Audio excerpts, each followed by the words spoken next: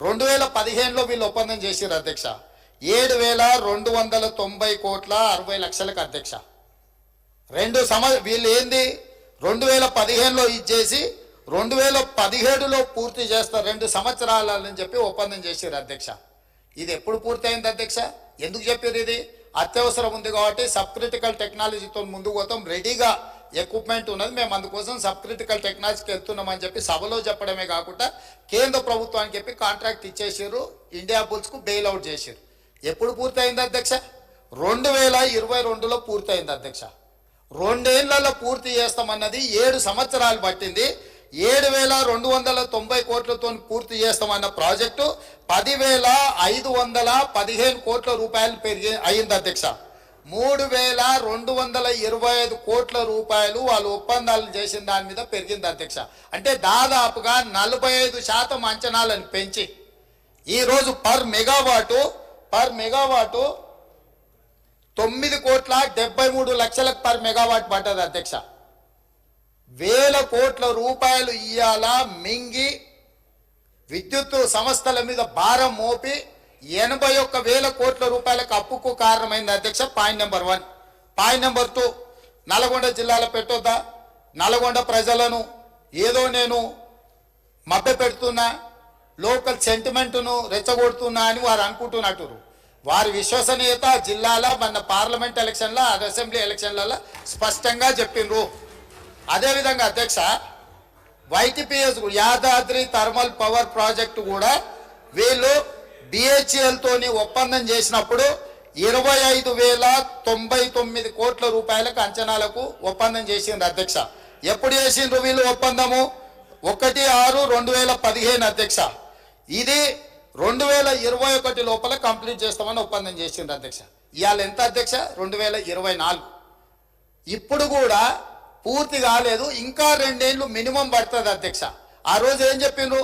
45 రోజులు టెండర్ పిలిస్తే సమయం వృధా అవుతుంది, ఈ 45 రోజులను కూడా మేము వృధా చేయదలుచుకోలేదు, అందుకే బిహెచ్ఎల్కు మేము అప్పచెప్తున్నాం, తద్వారా మేము తొందరగా విద్యుత్ ఇస్తామని కారణం చెప్పిండ్రు. ఇవాళ 2015లో ఎల్ఓఐ ఇస్తే 2024 దాదాపుగా 9 సంవత్సరాలు పూర్తయింది, ఇంకా 2 సంవత్సరాలు పట్టే అవకాశం ఉంది అధ్యక్ష. ఈరోజు యాదాద్రి పవర్ ప్రాజెక్టు 10-11 సంవత్సరాలు పూర్తి చేయకపోవడం వల్ల 25,000 కోట్లతో జరిగిన ఒప్పందం ఇవాళకి 34,542 కోట్లకు పెరిగింది అధ్యక్ష.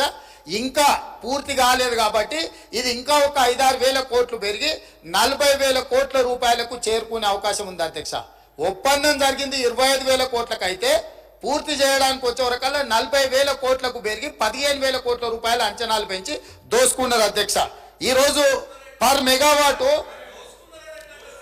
అధ్యక్ష యాదాద్రి పర్ మెగావాటు ఈ రోజుకైనా ఖర్చు 8,64,00,000 అయింది, పూర్తి కాలేదు అధ్యక్ష. ఇది పెరిగి 10 కోట్లకు మెగావాట్ అయ్యే పరిస్థితి ఉంది. భద్రాద్రి 9,73,00,000 రూపాయలు పర్ మెగావాట్ అయింది అధ్యక్ష. సేమ్ సమయంలో ఎన్టీపీసీ ఇప్పటి దగ్గర వారు ఉపన్యాసాలు ఇచ్చారు కదా అధ్యక్ష.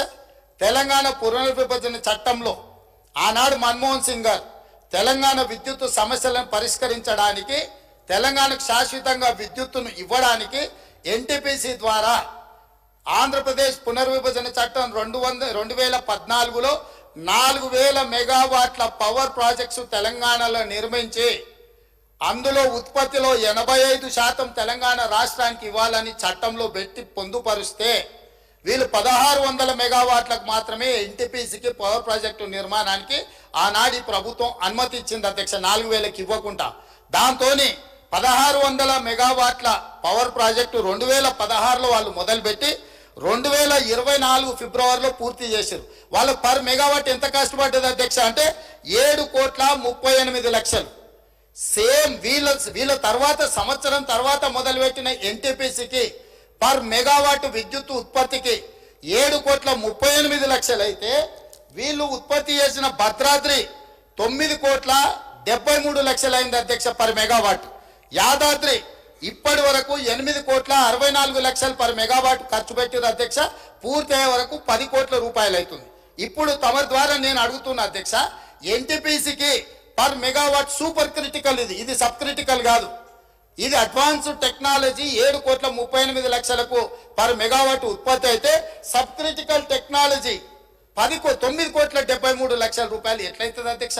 ఎక్కడికి పోయింది అధ్యక్ష ఈ సొమ్ము? పర్ మెగావాట్ 2 కోట్ల పైగా, అంటే 1,080 మెగావాట్ల విద్యుత్ అంటే 2.5 కోట్లు పర్ మెగావాట్ కు అంచనాలు పెరిగినాయి.